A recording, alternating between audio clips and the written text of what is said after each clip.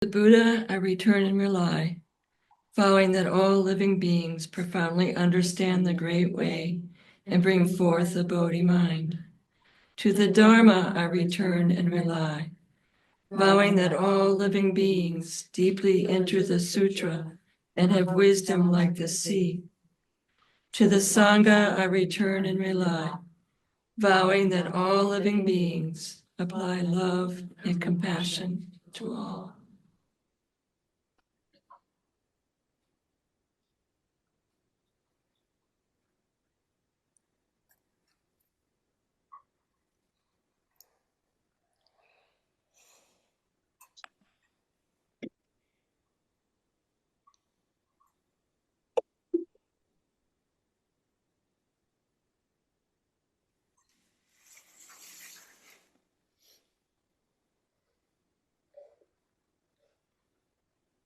Obtaining a human birth is extremely rare. If I take this to heart, I will seize the essence of this precious life. If wasted, this rare opportunity will be destroyed. The root of all happiness is bringing benefit to others and attaining immeasurable freedom. Therefore, the more I reduce grasping, the more I will experience true happiness.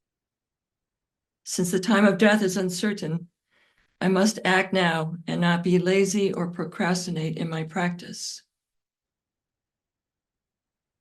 By just recognizing that all dharmas are empty, dependent on causes and conditions, I will become skilled in what to adopt and what to discard.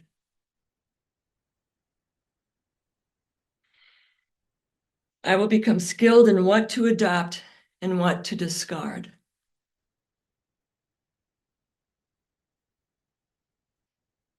I will become skilled in what to adopt and what to discard.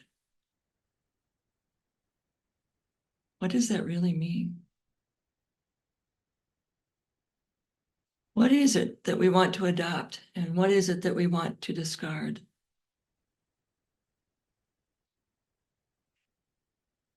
I started with a thought because of my last couple of weeks talking about something, and I was working with it and I liked it and it felt right. And then the wind started blowing and blowing and blowing. And then I thought to myself, should I be talking about the 8 worldly winds? And then I realized that the 8 worldly winds and what I'm about to talk about are really much of the same. Much of the same. The Buddha taught that the mind is naturally luminous and it becomes obscured by certain conditions. Go back to, I will become skilled in what to adopt and what to discard. Buddha referred to these conditions as the 5 hindrances. They obstruct clarity, concentration, and insight. Now, I'm sure if I had a whole room full of people and I said, does anybody know what the hindrances are? Most of you will raise your hand because, yes, I know them. And I thought the same thing until this last 2 weeks. And then I realized I really didn't know them. I mean, I could say what they were. I could think I knew, but I decided I was going to take a deep dive and go deeper into these hindrances. I will become skilled in what to adopt and what to discard. Aren't those the hindrances? Do you know what you're discarding? Do you know why you're discarding them? Do you know how you're discarding them? Do you know when and how they surface? Or do you get, as we would say in the schools when I was there, you get got. You get got. Because you're down the road, I certainly am, down the road before you realize, oh my gosh, I have said something, done something, thought something without really knowing how I got there. And then if I decide to step away, step back, and look at it, reflect on it, pay attention. And if I'm brave enough, I'll forgive myself and ask for forgiveness for whomever I said something, did something, acted on something, thought something. In the Theravada lineage, once a month, you spend some time with your group. Once a month. And our teacher says, do it when it's done. Do it when it's said. Do it when you are clear-minded and open-hearted enough to do it. And if you're not clear-minded and open-hearted enough to do it, whatever it is, then you tuck yourself away and spend time with that. How can I be clear?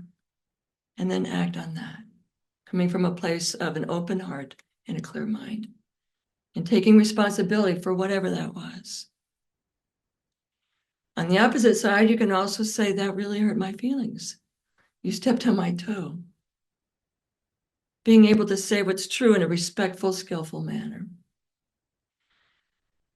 So we have these hindrances, but what is a hindrance? Hindrance is that thing that provides resistance, delay, obstruction from getting where we want to go. That's a hindrance. Resistance, delay, obstruction. Now, we all know that physically because last weekend we had ice and we were obstructed. We were delayed. And I'm guessing some levels of frustration, worry came about, not just about ourselves. And if I walk out the door, am I going to go up and down and break something? But about others, hopefully others.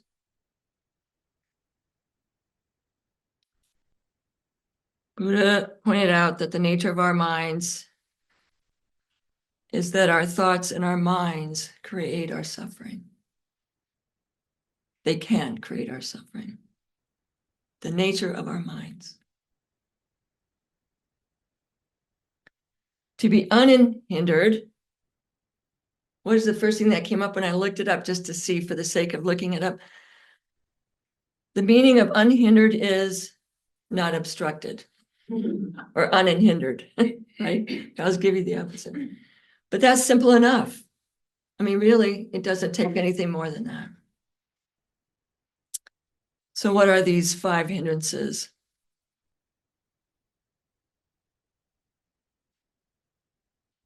Desire.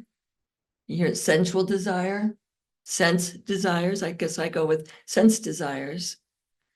All the senses. Ill will. Ill will. Sloth and torpor. It's like, really? Sloth and torpor? Way back when I first started meditating, what is that, sloth and torpor? And even to this day, just the last few days, I spent some time on that. And I really learned way more than I ever imagined about how it impacts us. It's not just weariness and tired. Restlessness and worry. Restlessness and worry. Doubt. Doubt. So have you looked at these hindrances? Do you sense into them when you're sitting on the cushion or in the chair? I can't meditate. I can't get my mind calm. I can't. But it's not just on the cushion. In fact, today I want to go off the cushion and talk about life off the cushion. It certainly is a good place for us to contemplate and inquire, discern, but I want us to look at our life, because most of our time is off the cushion. Most of our time is out in the world, whether it's in your household or out doing your daily activities at the gym, at work, with other people. The Buddha really suggested that we investigate these, that we just don't say, oh, sloth and torpor, doubt, ill will. Oh, I'm having ill will. There are numerous suttas that speak to this, and one that we've all heard is that Mara comes to the Buddha. When I was looking in the suttas, there are many, many, many different suttas where Mara comes to the Buddha. And Mara tries every single angle. And what does the Buddha say? The Buddha says, get out of here. No, don't come to me. No. The Buddha says, I can't look. I can't be with this. No. Buddha says, I see you, Mara. Buddha says, I see you, Mara. And Buddha says, I know you, Mara. I know you, Mara.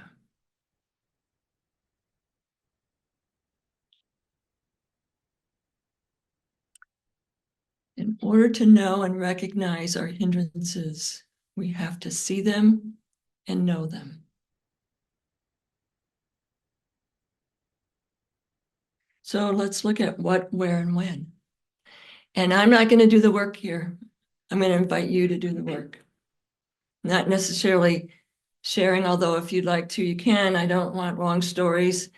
But I think it's important for us to recognize where our Mara is at any given moment. At 3 a.m, 3 p.m, when you're shoveling the walk, or when you're cooking a meal, when you're shopping at the store or pumping gas. Where is your Mara? What is your Mara? When is your Mara? So let's consider the sense desires. What are they? All the sense gates. Pleasure. Can't beat that. Nothing wrong with pleasure. Until it overcomes you. Until it pushes you.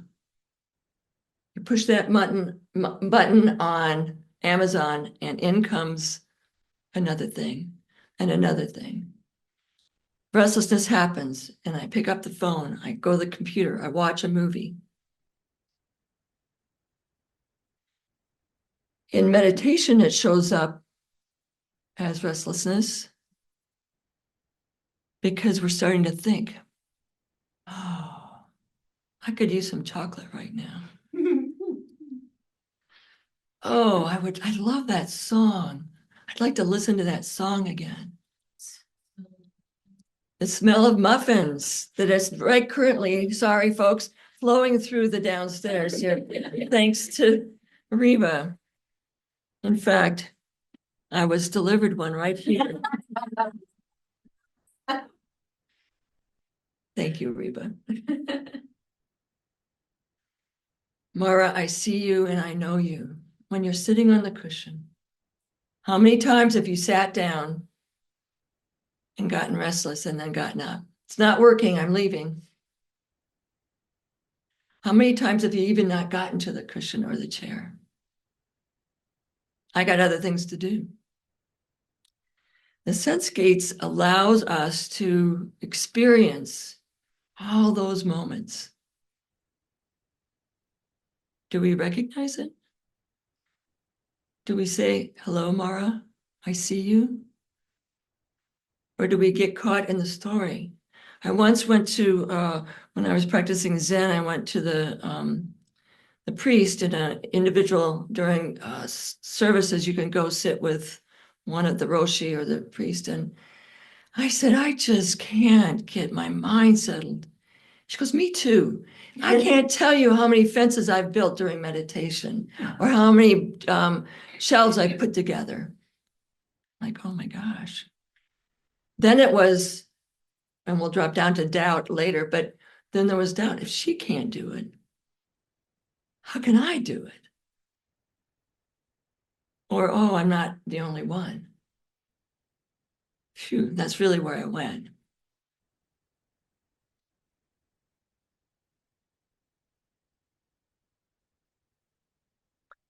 In order to recognize and know that Mara is there, the instruction is clear.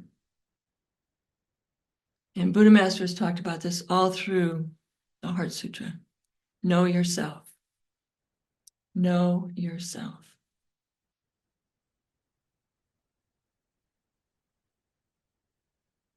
Investigate yourself. Understand yourself. No, this is where I go sideways on the cushion. This is where I go sideways when I'm driving down the road. This is where I go sideways when I'm hearing something I don't want to hear, or I disagree with, or don't know, or don't understand. This is where I go sideways. Sense and desire, they are captivating. Desire. I was desiring being able to jump on my skis and go skiing yesterday. I was desiring, I think I said to Kadara, let's go make snow angels. No.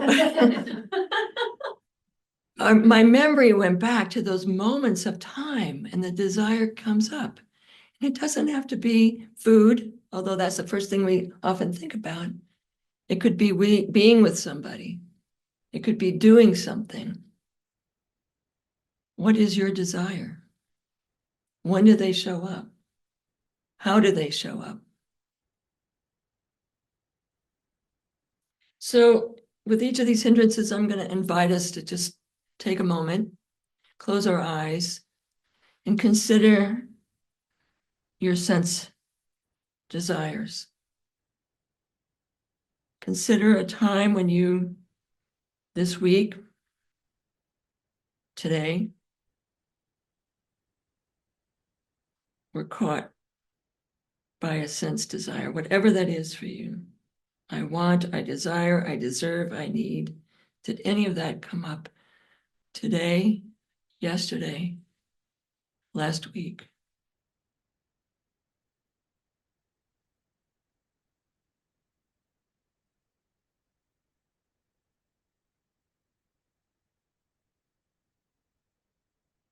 And while you're reflecting, consider this.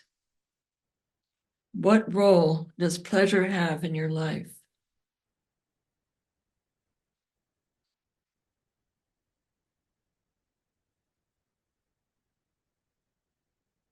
What role does pleasure have in your life?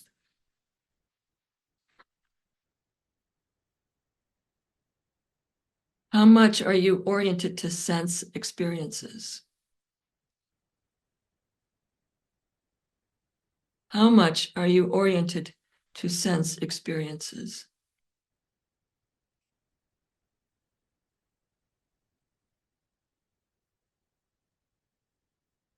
Which sense desires affect your body, your mind, your ability to pay attention?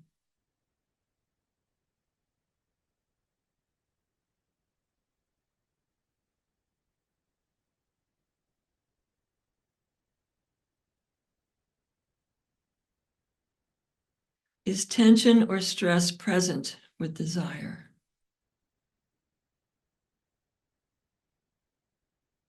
Is tension or stress present with desire?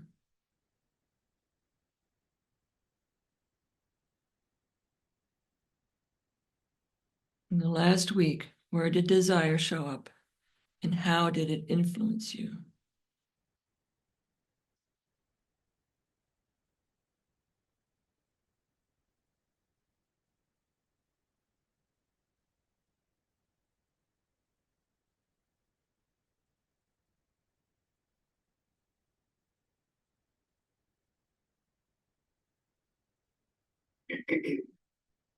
How many of those questions could you not answer?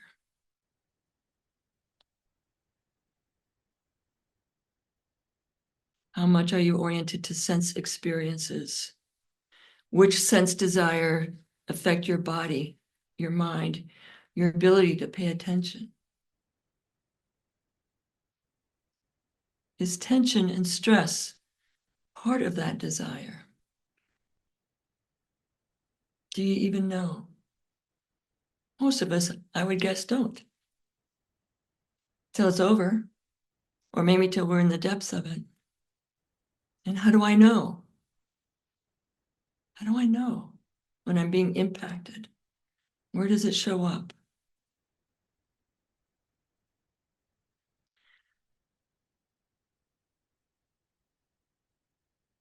That's where we get got, by not knowing ourselves, by not understanding ourselves.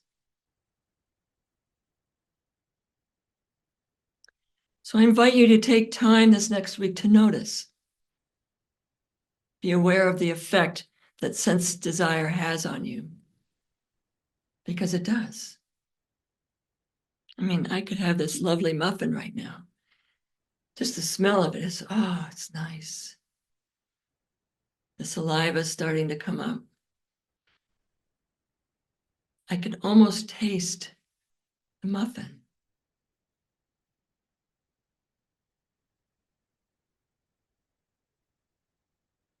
I've probably shared this with you, but when I was doing mindfulness in the schools and I was doing this with teachers and kids, we would hand out little chocolate kisses. And I say, hold it, but don't open it, because it's wrapped in aluminum foil kind of thing. And then they'd sit there. And I said, now smell it. Smell it. Still don't open it. I wanted them to get the sense gates happening. And then I said, open it, but don't do anything else with it. And listen. And you can hear the wrapper coming down. How many of you who had a chocolate kiss recently actually heard the wrapping when you undid it? And then I said, look at it. Look at the chocolate kiss. And check in with yourself. What's happening right now? And then I asked them to smell it. Smell, and you could smell the chocolate kiss. So look at it. What does it look like? How many of you eat a chocolate kiss without even looking at it? Or anything else that's wrapped? And then I said, take the chocolate kiss and just take a little bite, but don't chew it. Talk about pain. Talk about agony. Frustration, maybe, but they were all compliant, the kids and the adults. And then I said, chew it, but don't swallow it.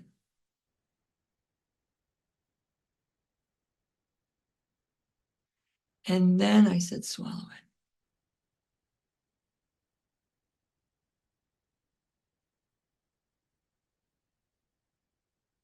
When was the last time you did any of that with anything?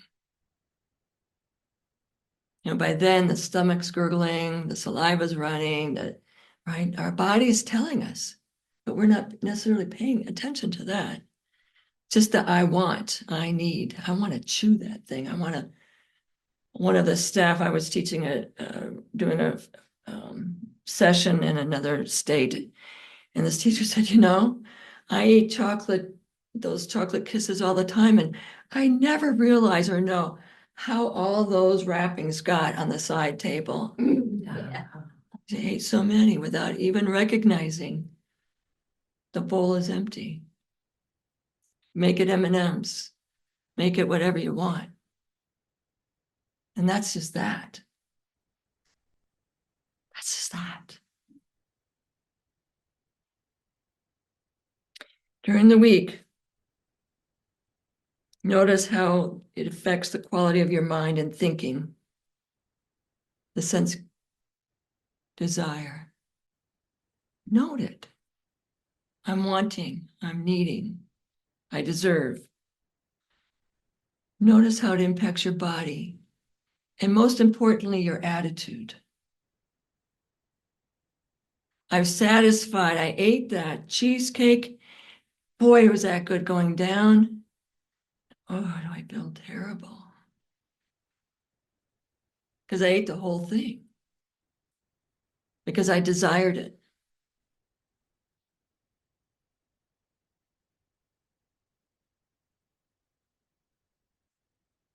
How can you prepare yourself so you can avoid getting angry in situations?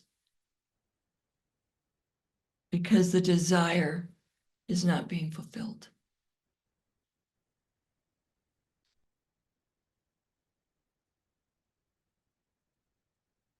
So our job is to safeguard the sense doors.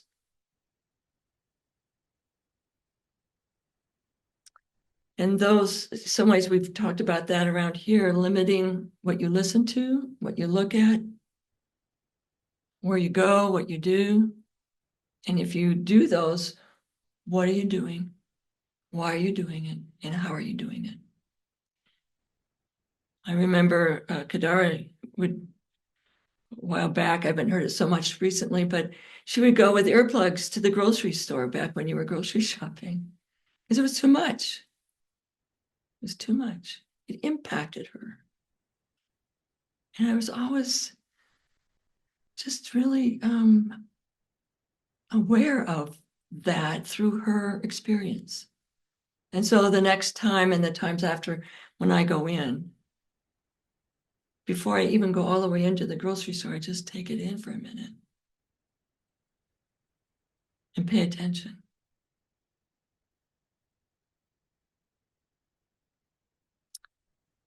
When you have sense desires, is there contentment?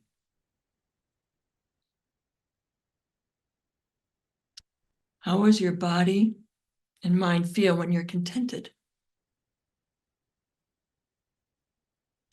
And when you are contented, what do you have and what are you doing?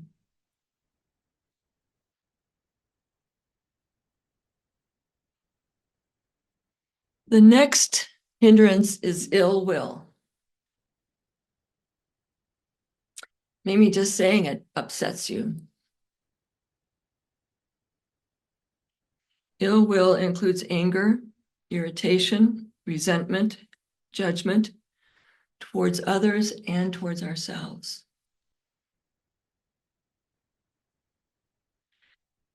A while back, I was heading over to the Hermitage. It was in the morning. I had to get over there for a meeting with the nurse. And I was going through town and I was in the left lane down Church. I had to get to the right lane to turn. And the traffic was like, what is the traffic about here? Now I'm wanting to get there so I can get there on time. And they were all, of course, lined up on the lane I needed to get over. Put the blinker on. I put the blinker on. Nothing. Finally, it opened up a little space, opened up a little bit more, opened up a little more. I thought, oh, I can get in there. And so I looked and I went in. It wasn't a tight squeeze, but it was in front of a car. And the horn blew. And I looked up in the mirror and the guy flipped me off. And I could feel the energy come up. What? What do you do? What? And then I just look, I mean, here he is sitting in the car. He's an older man driving with, I would think, his wife, who was older. She was just sitting there. And he was like, his face, his finger was up, and part of me wanted to slam on the brakes and show him, I'm going to show him. And what I did quickly was, may you be free from anger. May you be safe. May you have calm abiding. And you know what that did to me? it lowered the temperature. And I paid attention because I knew I was up. What do you mean you're giving me a, what do you mean you're, I mean, it wasn't just a beep, it was a, but I very quickly allowed myself to notice. I paid attention. I understood. And I gave him my deepest wish.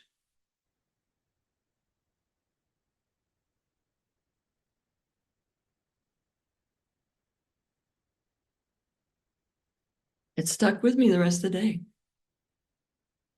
It stuck with me on how it felt. I was so happy I could give him that blessing and wish him well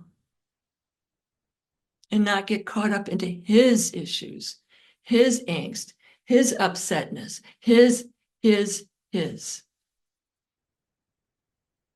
His was not mine.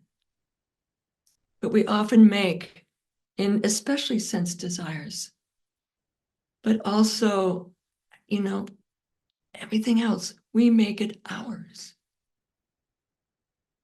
And we don't pay attention to the energy that comes as a result of it making ours. Ill will. Our awareness of practice is dependent on our ability to choose what we give attention to. What do we choose to give attention to? And how long do we weave that story around what we're giving attention to? Sometimes these states of ill will end up becoming part of who we are. A state of mind, a way of being. Because it's so common practice for us. Because we walk it out at that level so often. And that it can switch like that. Saw it in the schools, those adolescents. It could be a look, it could be a word, it could be I stepped in front of you going down the hall that was very crowded. But we do the same thing, don't we? Don't we?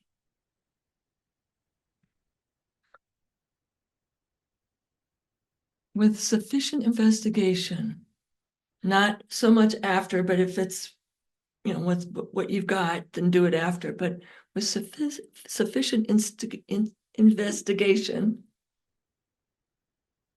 we can get to know this. We can get to know Mara. We can stop and say, I see you, Mara. I feel you. For me, and I know I've shared this, it starts in my gut and then it goes up sometimes rapidly into heat and then a tight jaw and the breathing gets shallow. Now, those are a lot of heads up. And if we don't pay attention to what it is that our body tells us, which is, as I call it, the first alert system, then we say something, do something, and certainly we're thinking something. Ill will. The Buddha compared ill will to carrying hot coal when we are intending to throw it at someone else. But we are the ones that get burned. We are the ones. Yes, we do harm, we do damage when we have ill will, whether we say something or do something, just by thinking it.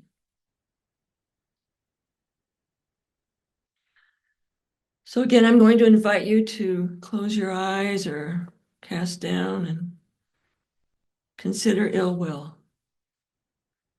This morning, yesterday.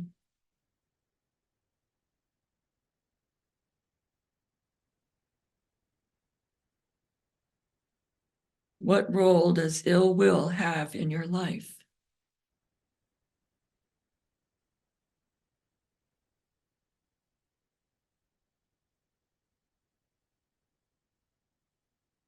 How strong does ill will or aversion operate for you?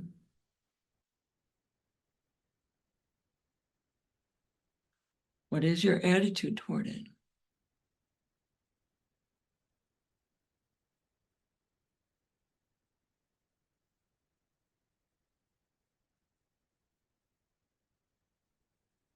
Ill will is a choice.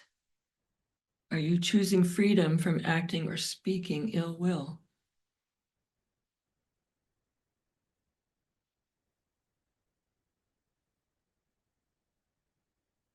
Can you think of and consider the unfortunate results for you and for others when expressing ill will?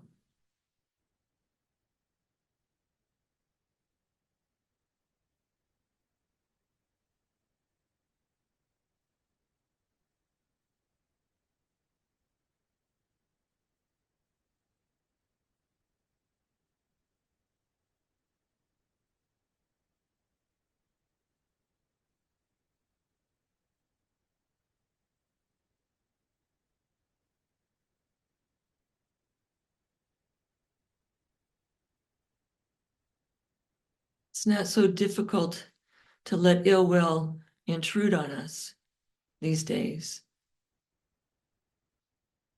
If we choose to look at the news, if we choose to overhear conversations that are happening out in the world,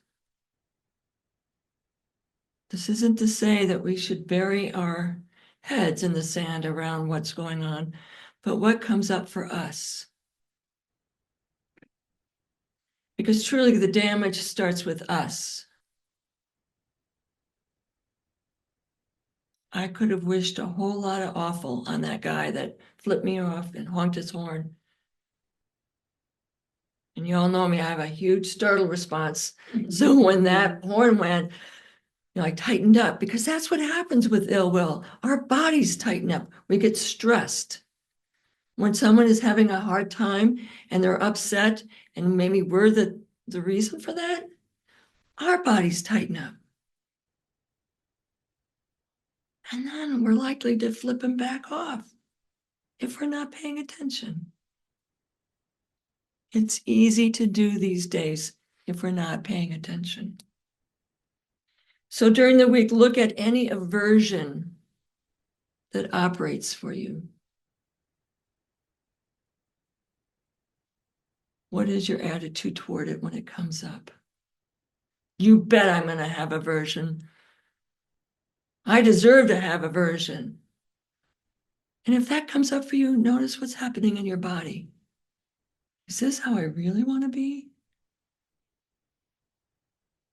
Is there any comfort in this?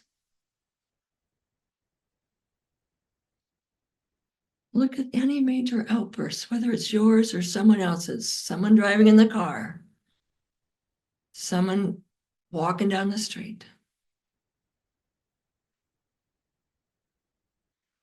Notice how it affects your quality of mind, how it affects your thinking, your body, your attitude. For you, I can't say what they are for you, but what are some practical ways that you can allow yourself to not get got?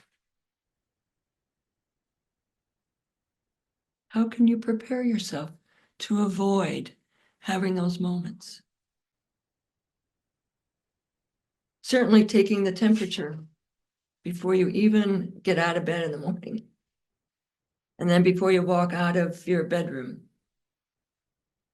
or out of the house, into the car. Take your temperature. Most of us barrel out, start the day, paying no mind. Walking past people, I didn't even see you there. That's a sign right there.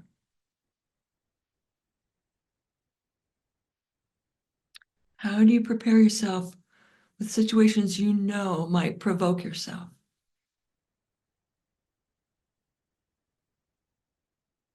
We're in charge.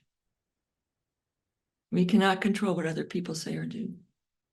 We can only take care of ourselves. And that's by investigation. And that's by getting to know ourselves. I'm inclined to do this. What's the antidote to that inclination?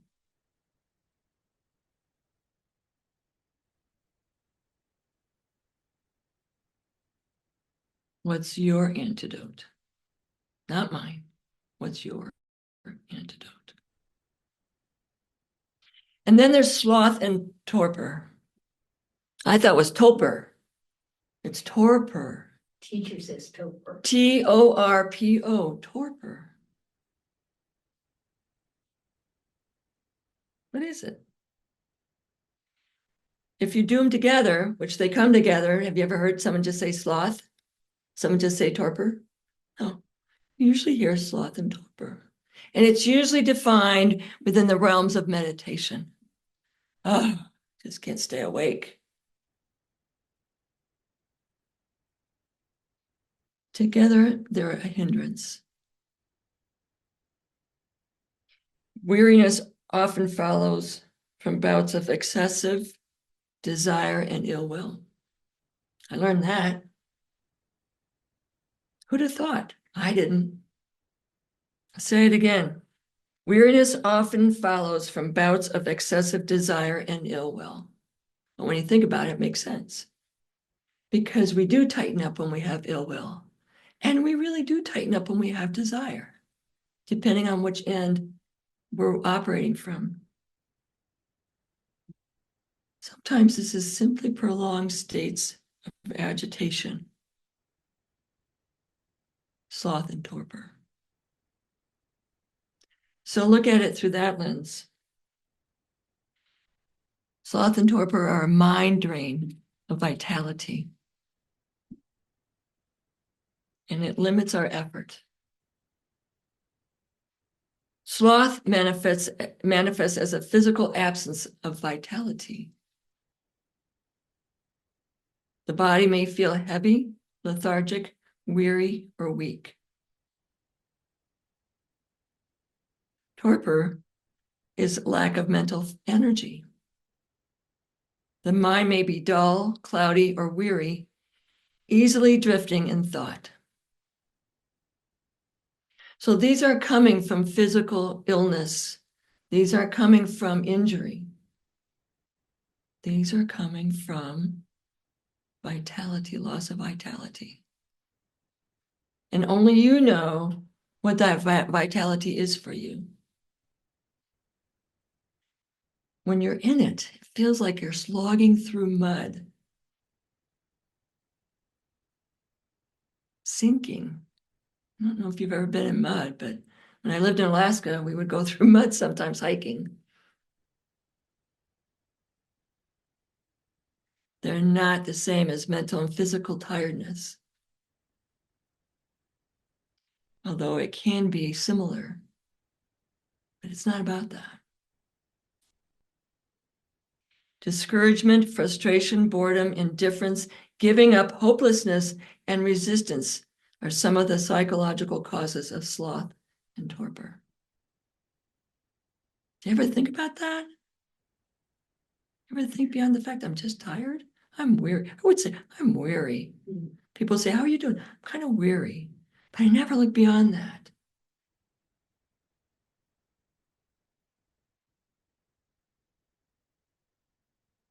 Sloth and torpor refers to low energy states related to the attitudes we have. The attitude.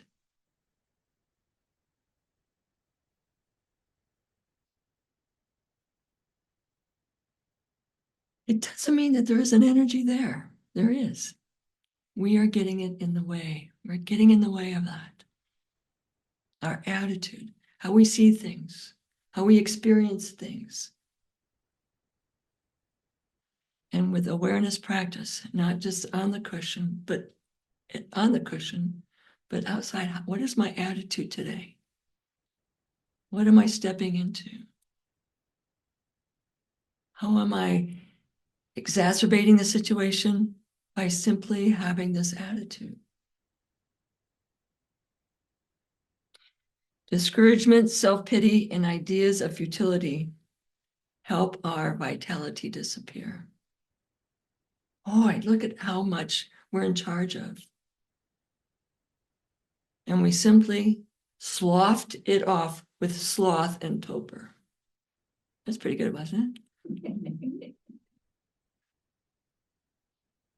We might tell ourselves, I can't do it. I'm not good enough. I'm not enough. That registers as an attitude and an energy drain, a vitality drain. The energy is there. We suck it out.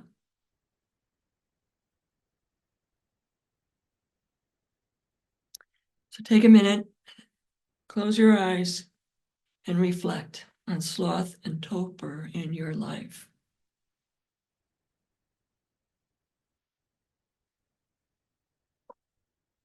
When does it show up? How does it show up? Where does it show up?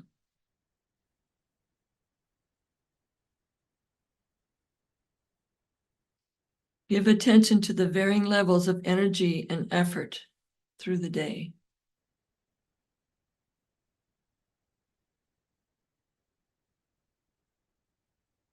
What role does your energy level play in your life? What kinds of thoughts, beliefs, or judgments drain you of energy or vitality?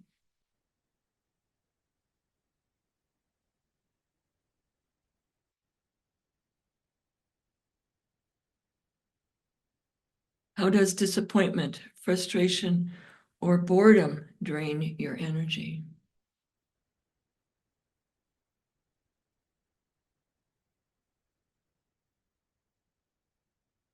Do you get tired or drained from being over-energized or over-busy?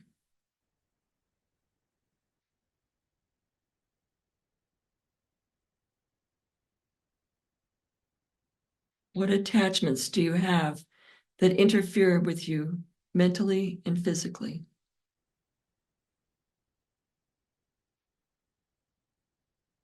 What attachments do you have that interfere with your activities?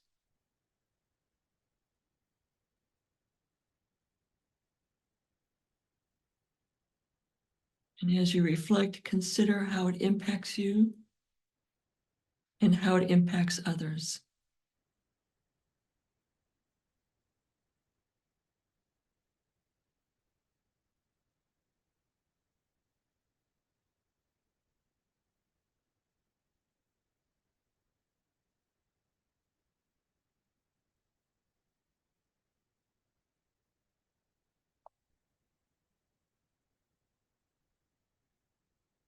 So as a practice, know that chronic worrying is an effective way of getting fatigued. Notice when you start worrying and focus on relaxing. I come from Wisconsin and we're great worriers there. Growing up in the day, it was a dime for a phone call, then a quarter. But my dad was a great worrier. It's a cultural thing, maybe, for Wisconsins at least. Call me when you get home. It's a common last comment before people leave.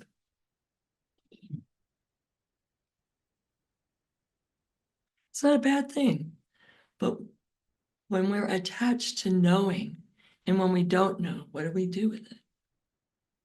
Where were you? Why didn't you call me? Certainly grew up with that.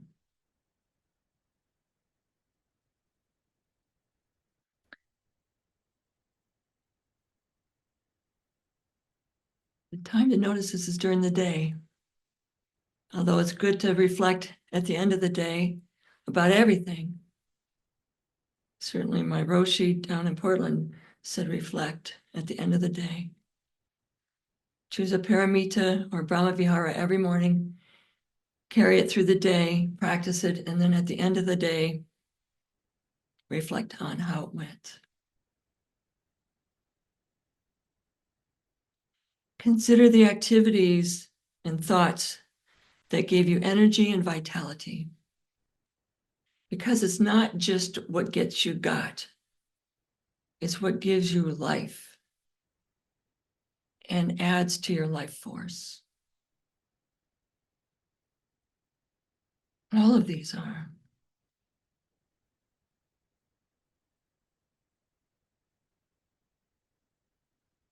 So this is one that I think every single one of us have something with: restlessness and worry. This hindrance scatters the mind, restlessness and worry. Our thoughts race, the body feels tight, we replay the past and rehearse the future. It makes it difficult to concentrate and see clearly. Restlessness and worry. I was picking up a person that was coming to visit a month ago, I think, down in Greenville, and I was driving back, and I saw that I probably should have gotten some gas. And Bob, my father, was in my mind talking and chattering away, because he says, never let your gas tank go below a half a tank. But here I am. And I get there, and I'm going to get back, and it's going down and down and down. And I'm watching it. And then the little light comes on. There was worry. There was a little bit of restlessness. And I didn't say a word to the person sitting next to me until we pulled in to the monastery. And I said, wow, we made it. And she looked at the field tank. She goes, oh my God, I would have been so worried if I'd known. And then it just inflamed. And I laughed, and I thought, well, I knew there was a reason I didn't say anything, because that would have only upset me and we would have had to pull over, and I wanted to just get back. But the Buddhist words translated as restlessness is udaka, meaning to shake, to shake. Because restlessness and worry is a state of agitation and overexcitement. Ever seen a little kid get excited? I mean, they're all just, just living a little tale. I see him and we both do this. But if you stay up there, it creates agitation. We can get excited, but if we get overexcited, it tightens our body. It impacts others.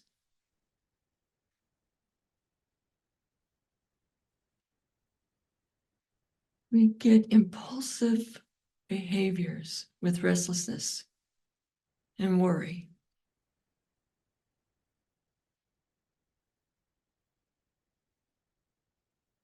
We get to fidget. We may even bolt when we're getting restless.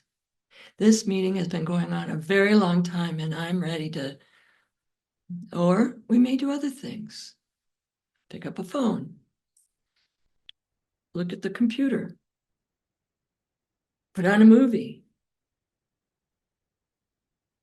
It's our go-to thing, some of us. Is it because I need to look and check on my phone? Is it because I need to check something on the computer? Is it that I paused the movie and now I'm going to do it? Is it I'm going to go cook? Is it whatever it is that we do with our restlessness and worry? Can we be with it and notice it and pay attention to it and allow ourselves to not let it drive the bus? We have to be aware of it. Restlessness can scatter and persist in our thinking. It doesn't leave room for clear thinking. When I do the puja in the morning, I go around and I especially stop at Kuan Yin and I say, may I have an open heart and a clear mind. And I carry out compassion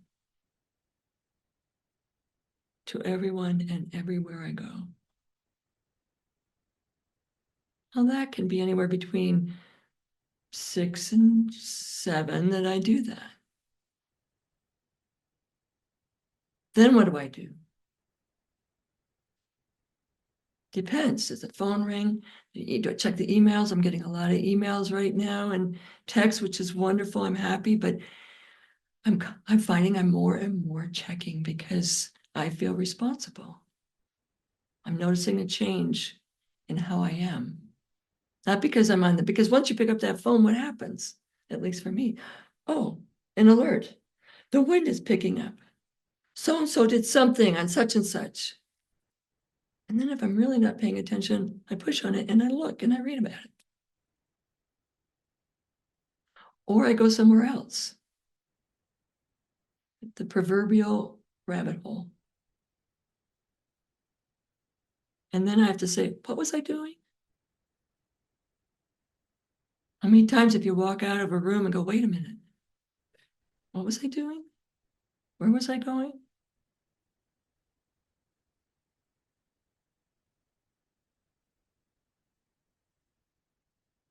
This is distraction. We distract ourselves and we get distracted, but we're in charge. Mara, I see you. Mara, I know you. We know in Buddhism, we call it monkey mind, whether we're sitting in meditation or doing our daily life.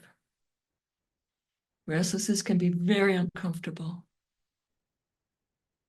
very strong. The discomfort can be very, very strong so that it impacts us in every way. Our organs are impacted. Certainly our mind is. And it would be interesting to take the pulse.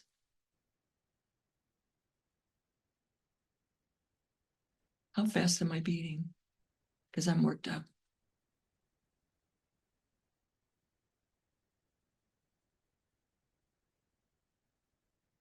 All that we do generally fuels more restlessness. It doesn't stop it.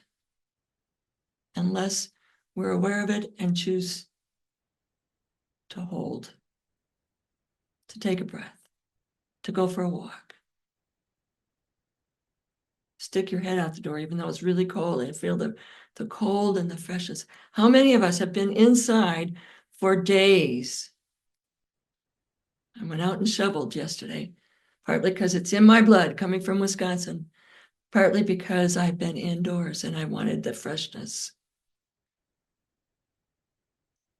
So let's take a minute and consider ill will.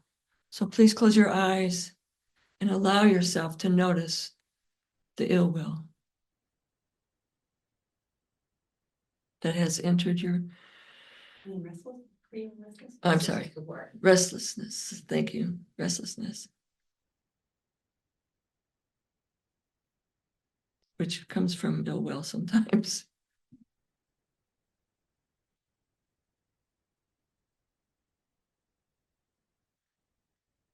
Give yourself a chance to look behind the restlessness that you experienced, or certainly when you are experiencing it.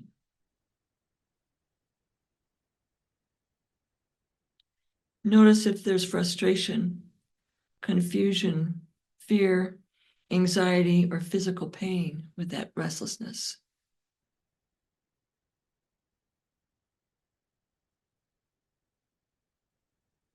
When thinking is part of restlessness, stop and consider the stories.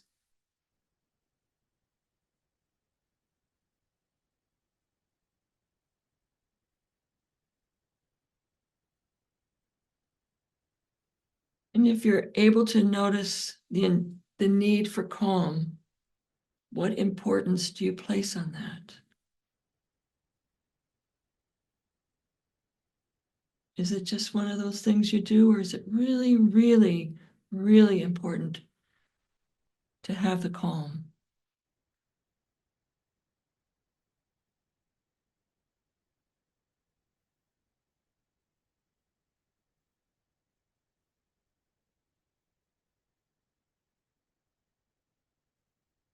Look over the things that are unresolved as you spend time with your restlessness of the last day or week.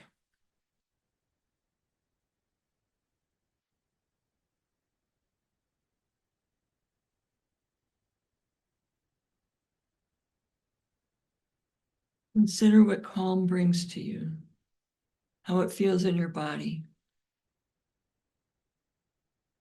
the comfort it may offer you.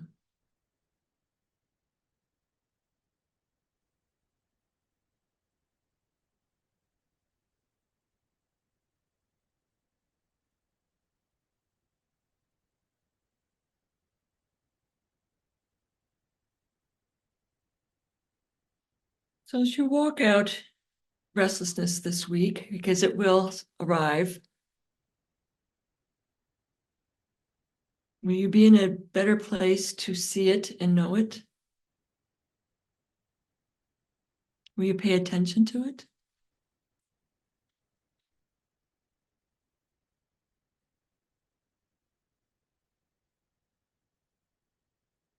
Certainly, if something's happened, some sort of exchange, and there's an opportunity to clear it up, saying that I certainly grew up with, don't close the day out without resolving it.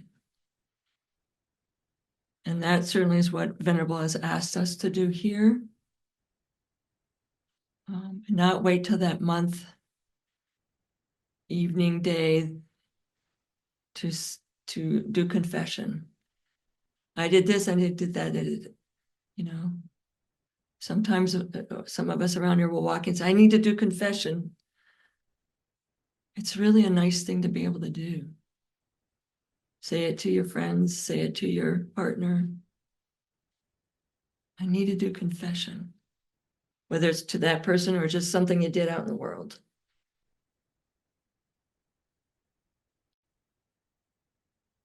Clear up upsets and misunderstandings. Don't let them go unresolved. Finally, and not lastly, is doubt. Doubt is the last hindrance.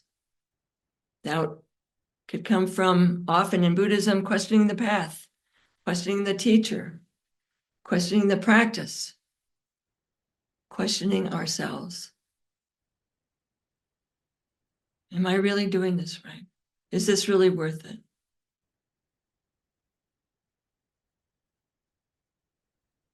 When that has come up for me, I would say, if not this, then what?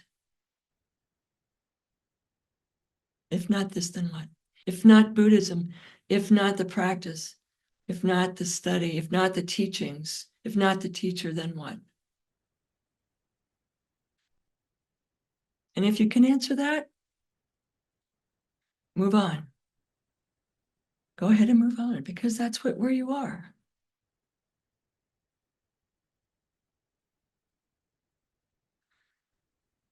Doubt is a hindrance of mental preoccupation.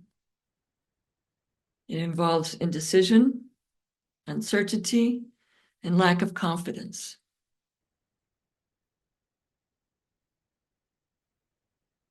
It can cause us to hesitate, vacillate, and not settle into awareness, both on and off the cushion. Doubt just isn't a thing on the cushion. It could be changing the innards of the toilet tank.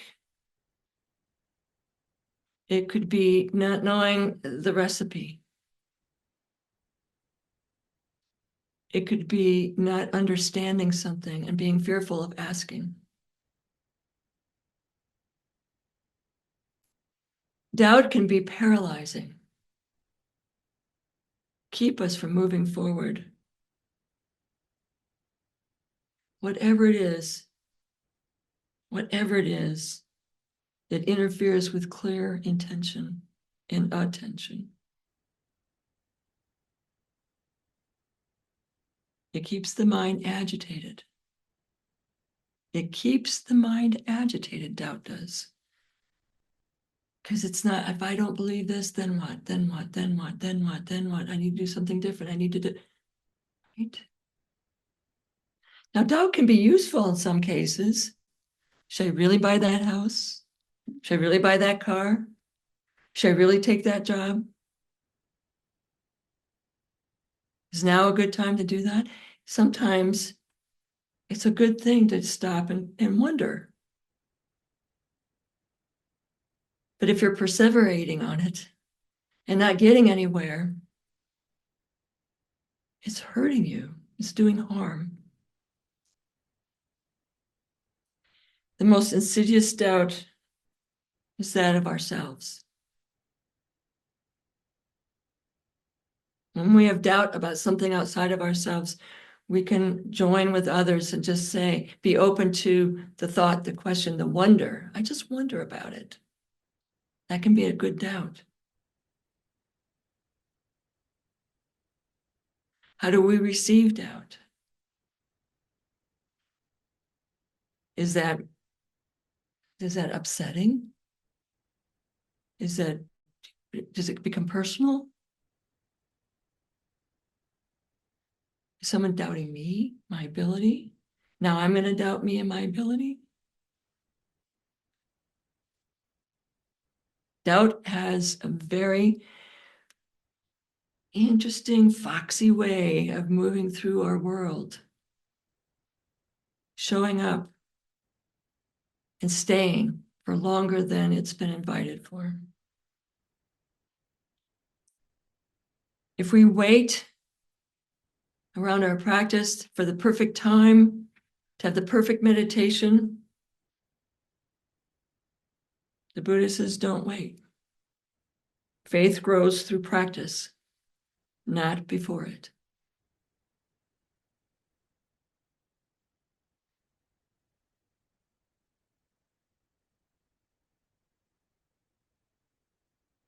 Doubt can be paralyzing, and we don't even know it. So take a minute and go into reflection.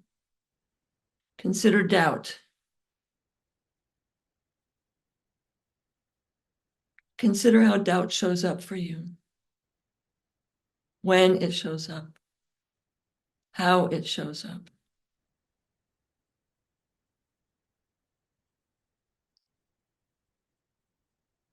When doubt arrives, check to see what it's in relation to.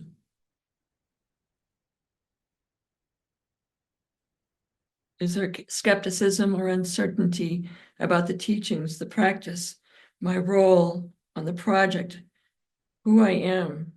Is there ambivalence? Do I really feel competent to do this? Does it really matter? I'm not the right one.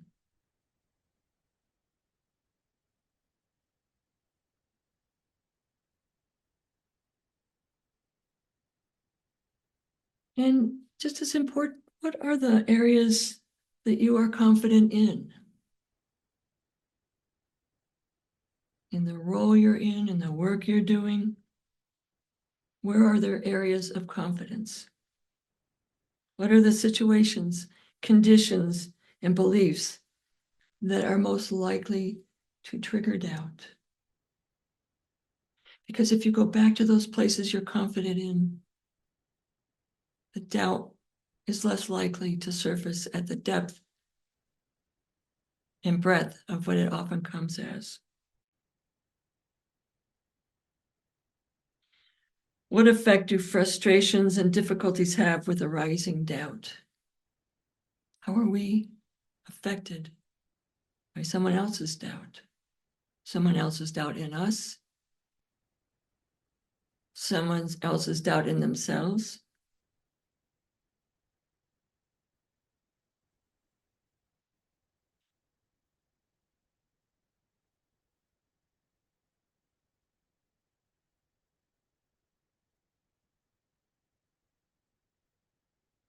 Doubt involves belief and notice.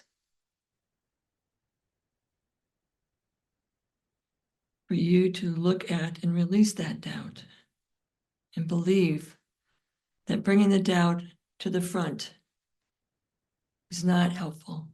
Allow doubt to roll to the back seat, to the back of the auditorium. And when you're on stage and the lights are down, you don't see who's back there. You don't hear them. You don't feel them. You don't see them. To the back of the field, to the back of your mind.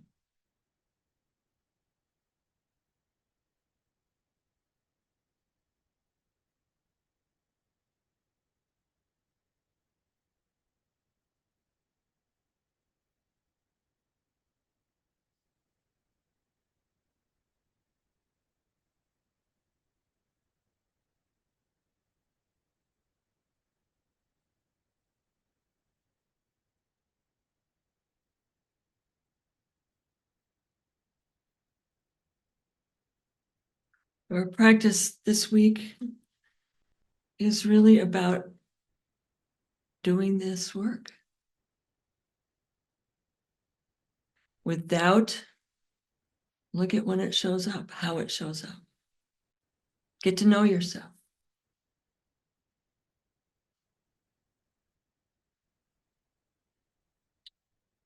I will become skilled in what to adopt and what to discard. Skilled doesn't mean just letting it happen. It means working at it, noticing it, being with it, and then letting it go to the back. The 5 hindrances are not a mistake. They are weather patterns of the mind. Don't we know about weather patterns? Use the practical applications that we've used these last few weeks around the weather to work for us. When we can see these hindrances clearly and without judgment, they lose their power. Nowhere to go. Each time we recognize them, awareness becomes present. Without the obscurations of the hindrances, a mind can become clear, like a pond that has been left to settle.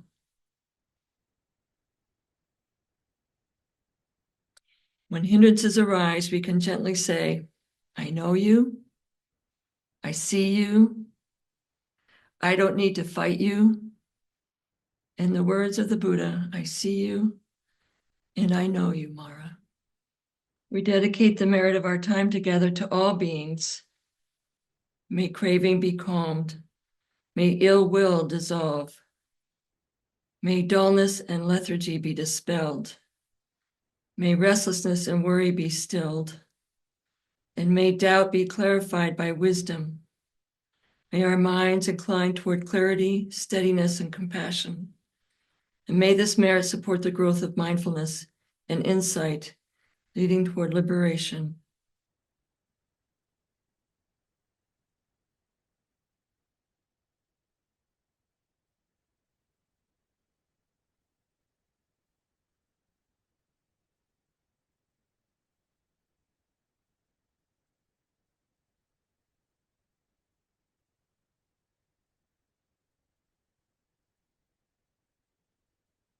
Thank you, everyone.